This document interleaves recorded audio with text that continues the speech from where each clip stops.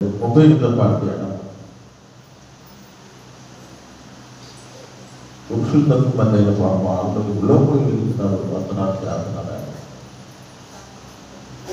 అందరూ ఇంటికాడ ప్రార్థన చేసుకుంటారు. ఆడరు ఒక వీళ్ళు ఇంటికాడ ప్రార్థన చేస్తలేని వస్తే మగవాళ్ళు రావట్లేదు.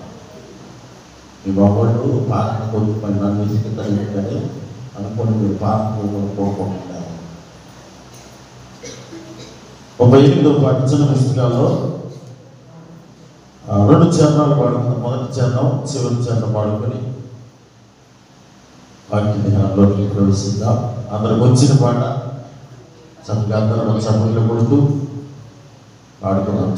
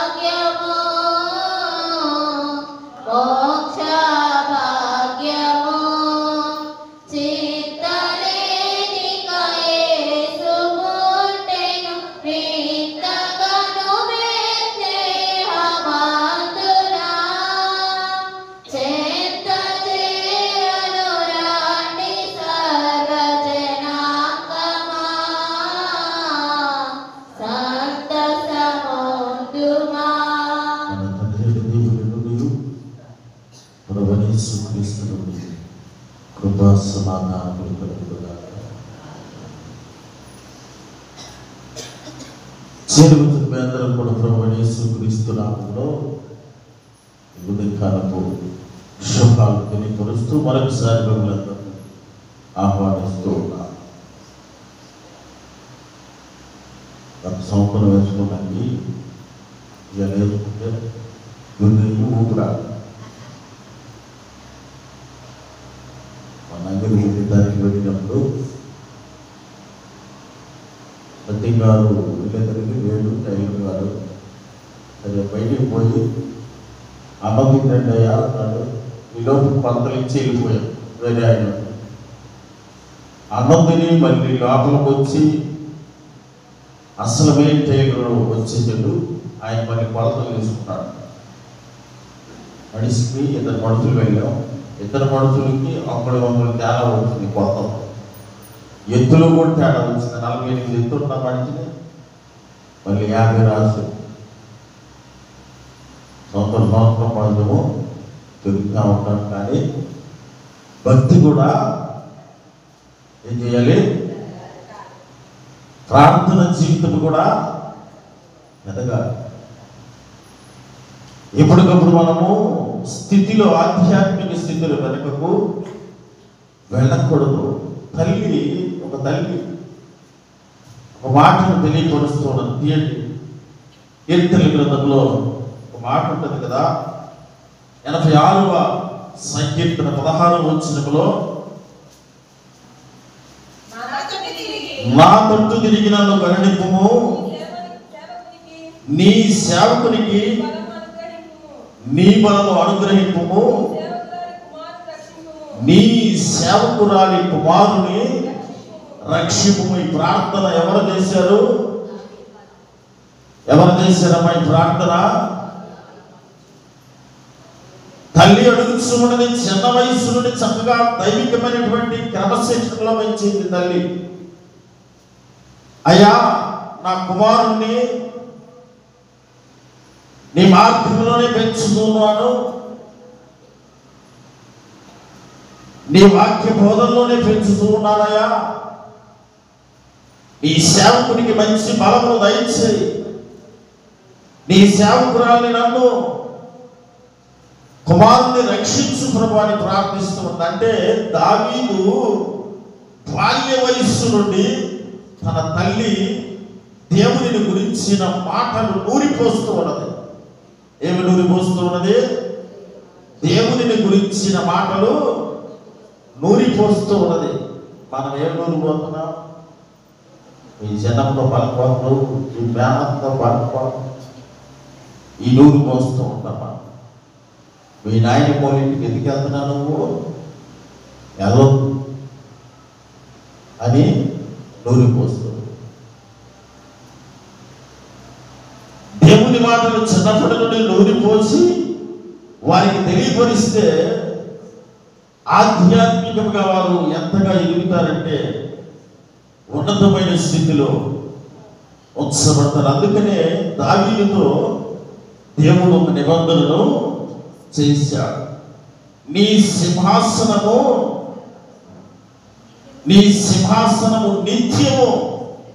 నిత్యమంటయ్యా. ఈ లోకంలో ఒక 80 సంవత్సరములు లేదా 100 సంవత్సరములు బతుకుతానేమో, ఇది అయిపోయిన తర్వాత మరి నా సింహాసనం ఏమిటయ్యా అంటే, నీ సింహాసనము ఎక్కడ కాదు, అక్కడ కూడా నిత్యము నీ సింహాసనము నేను స్థిరపరిచేదండి దేవుడు వాగ్దానం చేశాడు. నిన్న ఎవరి సింహాసనముల గురించి నిబంధన చేశాడు దేవుడు? అబ్రహామును గురించి నిబంధన చేశాడు. ఈరోజు దావీదు సింహాసనముల గురించి నిబంధన చేస్తూ ఉన్నాడు. దావీదు బాల్యమును కనుక మనం గమనించినట్లయితే దేవుడు తనను ఒక ఉన్నతమైనటువంటి స్థితిలో ఉంచాలని చిన్న వయసు నుండే దేవుడు తన పట్ల ఒక కృపను కలిగి ఉన్నాడు. దావీదు అనేటువంటి పేరుకు అర్థము, దావీదు అనే పేరుకు అర్థము అమ్మా ప్రియుడు. ఏమర్థం? ఎవరికి ప్రియుడు? దేవుడికి ప్రియుడు. నేను ఎవరికి ప్రియుడిని అమ్మా? లేకపోయింది, నువ్వు కొట్టింది తట్టుకోమ్మా. నేనెవరికి ప్రియుడిని? నా భార్యకి ప్రియుడిని. మీరు మీ భర్తలకి ప్రియురాళ్ళు, మీ భర్తలు మీకు ప్రియులు. లేకపోయింది పడి మాటలు నన్ను కొట్టి లేకపోయినా. దేవునికి ఇష్టమైనటువంటి వ్యక్తిగా ఉన్నాడు దావీదు. తన ప్రవర్తన అంత గొప్పగా ఉన్నది కాబట్టి, తన నడవడిక అంత ఉన్నతముగా ఉన్నది కాబట్టి దేవుడు స్వయంగా దావీదును నా ప్రియుడు అని హెచ్చరిస్తున్నాడు. తన పేరులో కూడా అంతటి అర్థములు ఇచ్చేటువంటి మాట కనబడుతున్నది. అందుకనే దేవుడు యూదులకు, ఇశ్రాయేలులకు ఒక ఉన్నతమైన రాజుగా నియమించాలని తన మనస్సులో, తన ఆలోచనలో ఒక తలంపు వచ్చింది.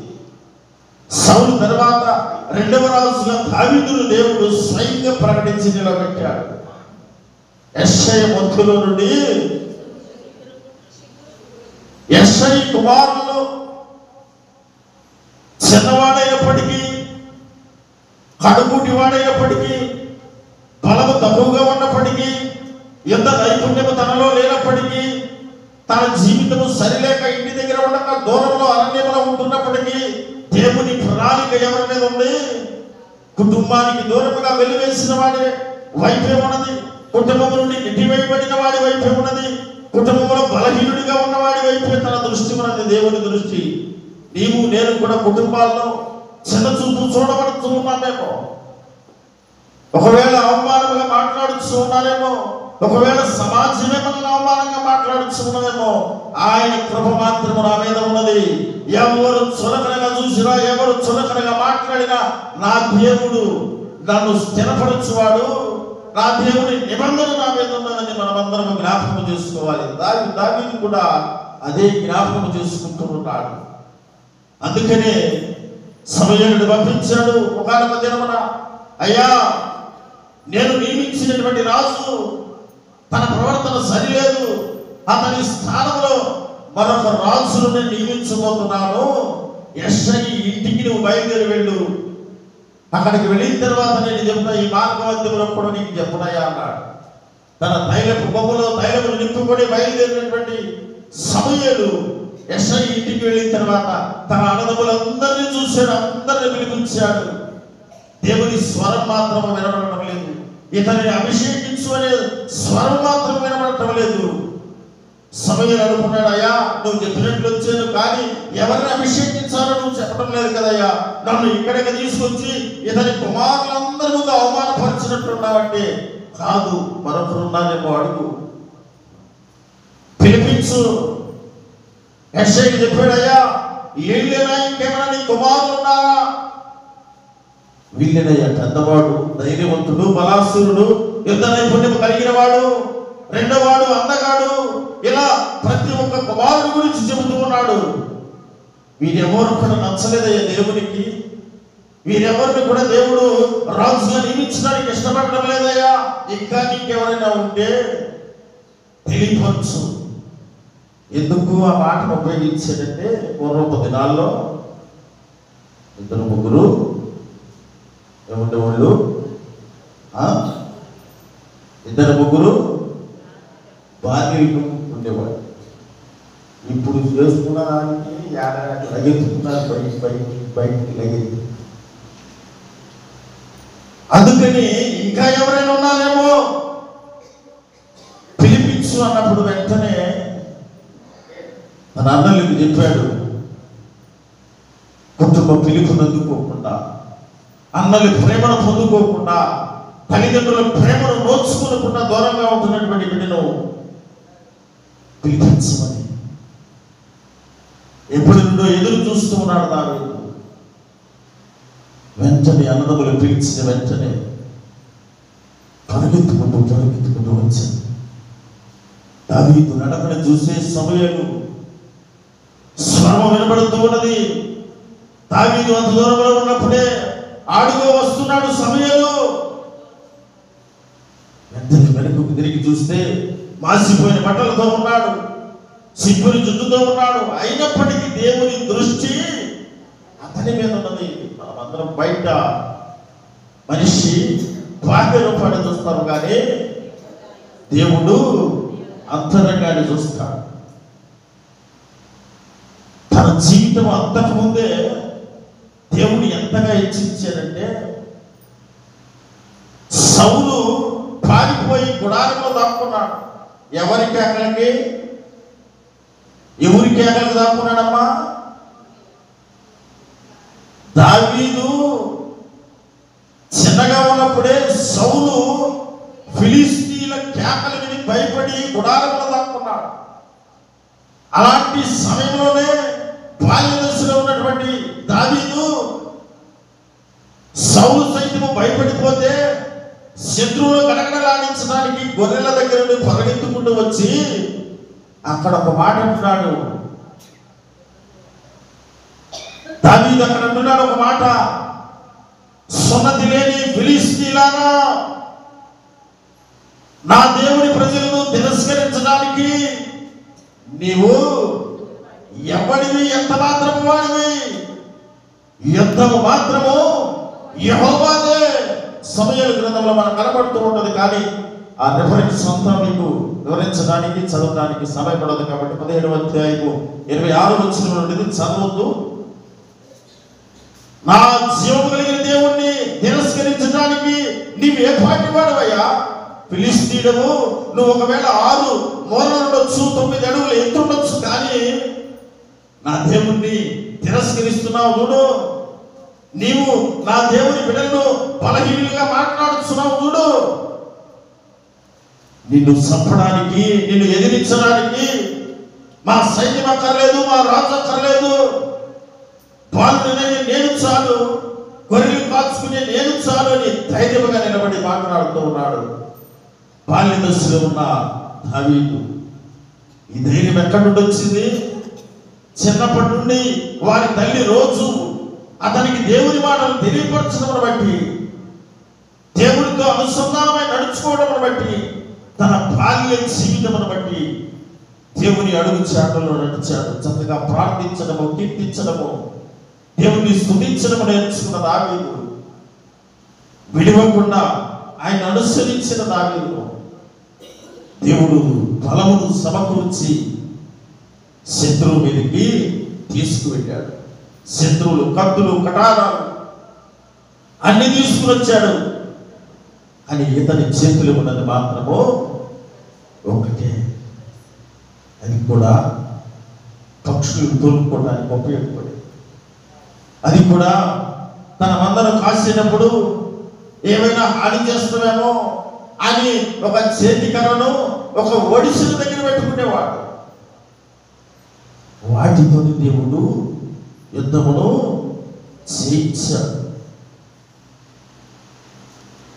అందుకనే దావీదు దేవుడు ఒక స్థిరమైనటువంటి సింహాసనము, నిత్యము స్థిరపరచబడదు అనేటువంటి సింహాసనాన్ని ఏర్పాటు చేసుకున్నాడు.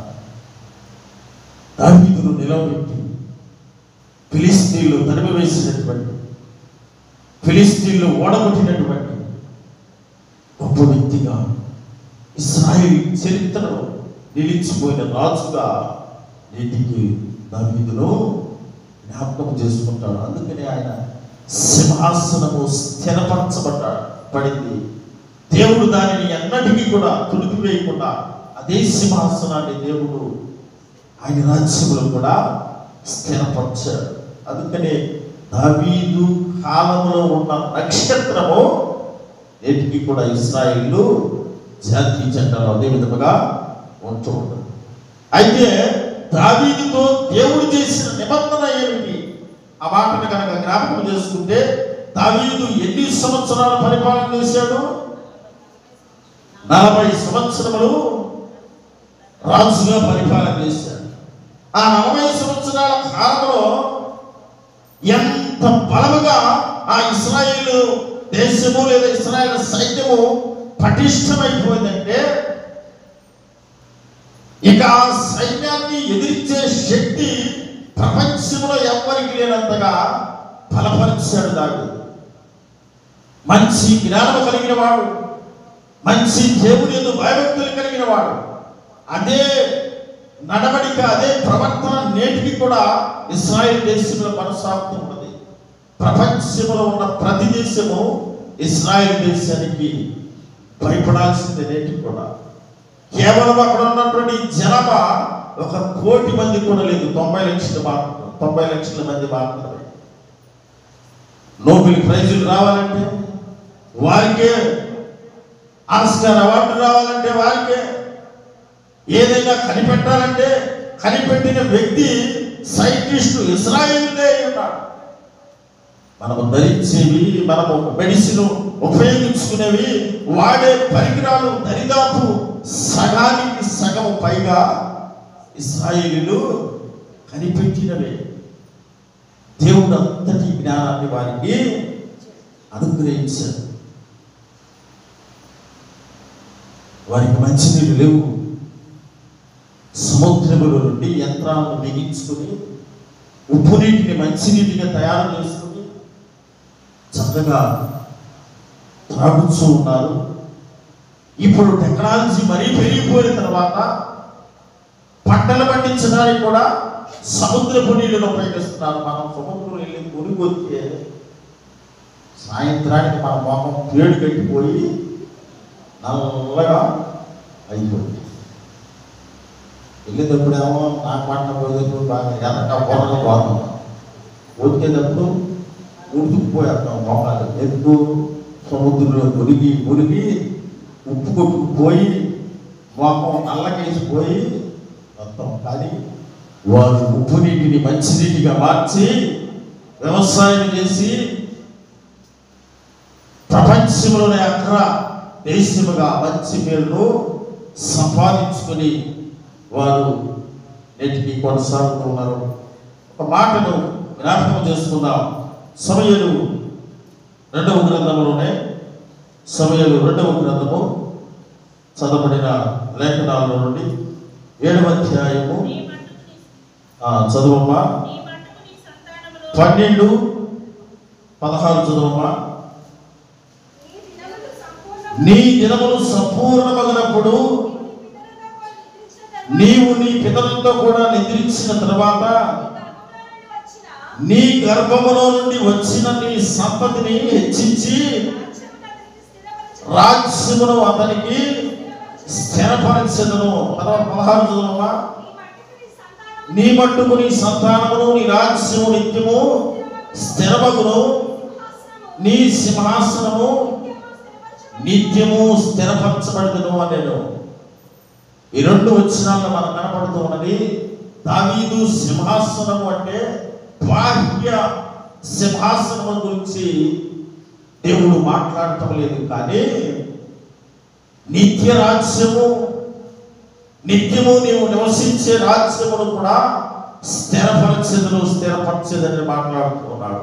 అందుకనే నూతన నిబంధనలో కూడా యేసు ప్రభువారు పరలోక రాజ్యము అనేటువంటి మాటను సంబోధిస్తూ తెలియపరుస్తూ ఉన్నాడు. ఎందుకు?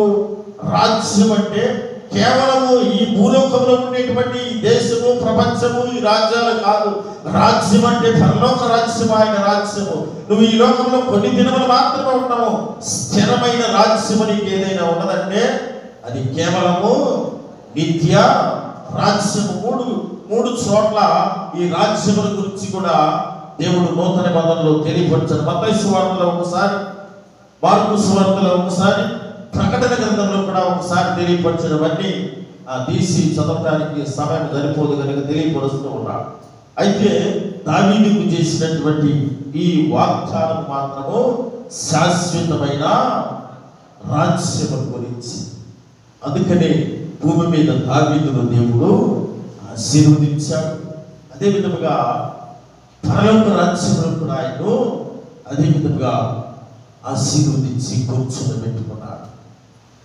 చివరకు యేసు ప్రభువారే యెషయి మొత్తు నుండి చిగురు పుట్టును అనే విధముగా దావీదు వంశముల నుండి ఆయన బయటకు రావడం వచ్చింది. ఎంత ఉన్నతమైన స్థితిని దేవుడు దావీదుకు అనుగ్రహించాడు.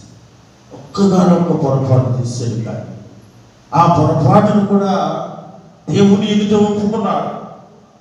మర్చిపోతాడే అనుకున్నాడు, కానీ మర్చిపోకుండా ఒప్పుకోవడం బట్టి దేవుడు దావీదును మరింతగా ఆశీర్వదించాడు. మనమైతే ఒప్పుకుంటాం, ఏం ఒప్పుకుంటాం? అలా కానీ కనపడుతుంది. మనం ఒప్పుకుంటామో ఒప్పుకుంటాం. ఒక ఆమె పెట్టి బయట చేతులు పెట్టి తీయాలి, మళ్ళీ ఈ చేతులు బైబిల్ కొట్టుకున్నట్టు కొట్టుకొని పెట్టలేదయ్యా ఫలానా.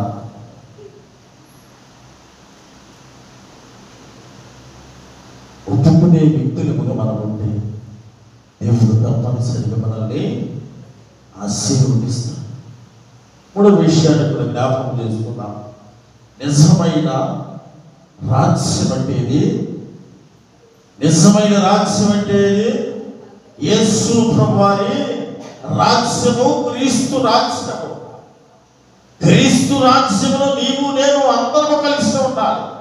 మనమందరము కలిసి ఆయన రాజ్యంలో ఉండాలి అంటే ఈ లోకంలో ఉన్నప్పుడే మనము పశ్చాత్తాపం అనేది మన జీవితంలో ఉండాలి. పశ్చాత్తాపం లేకపోతే మన పరలోక రాజ్యము లేనే లేదు. మత్తయి సువార్త 28వ అధ్యాయంలో ఒక మాటను జ్ఞాపకం చేసుకుందాం.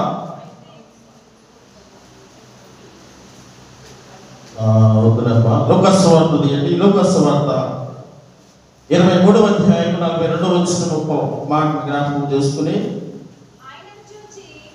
ఆయనను చూసి యేసు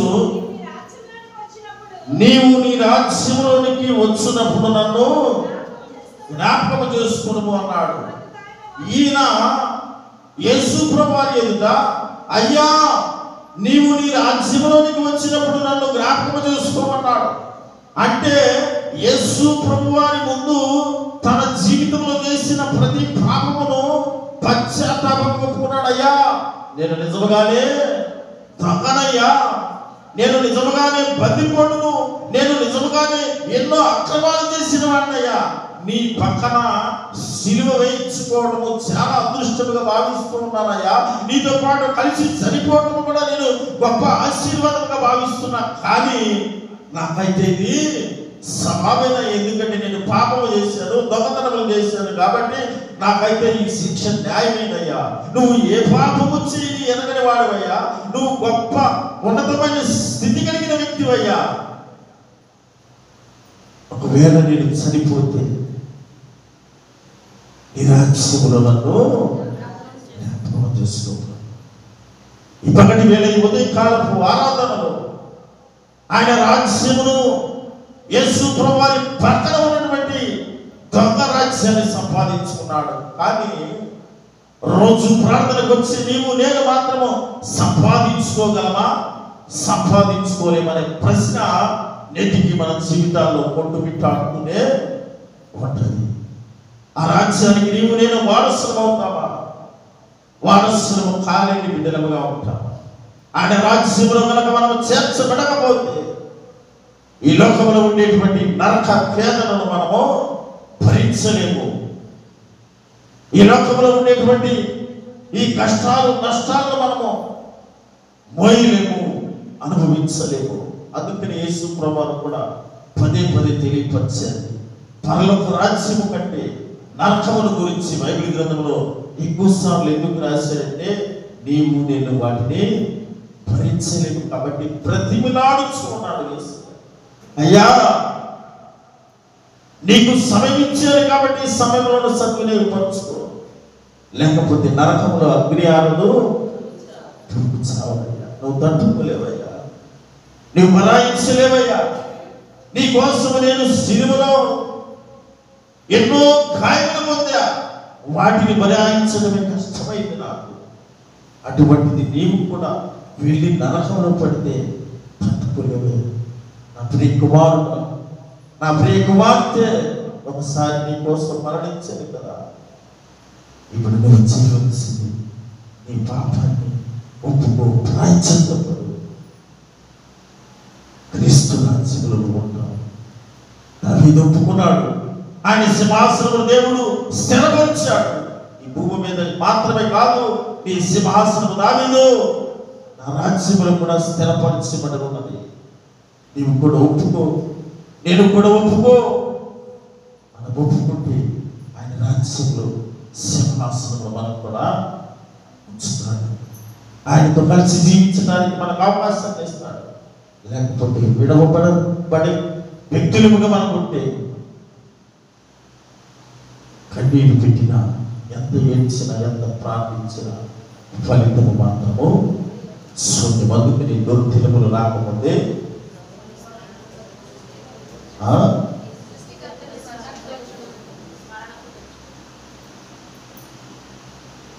సృష్టికర్తను స్మరణకు తెచ్చుకు తలను చదివించిన ప్రార్థన. పరిశుద్ధుడా ప్రయత్నం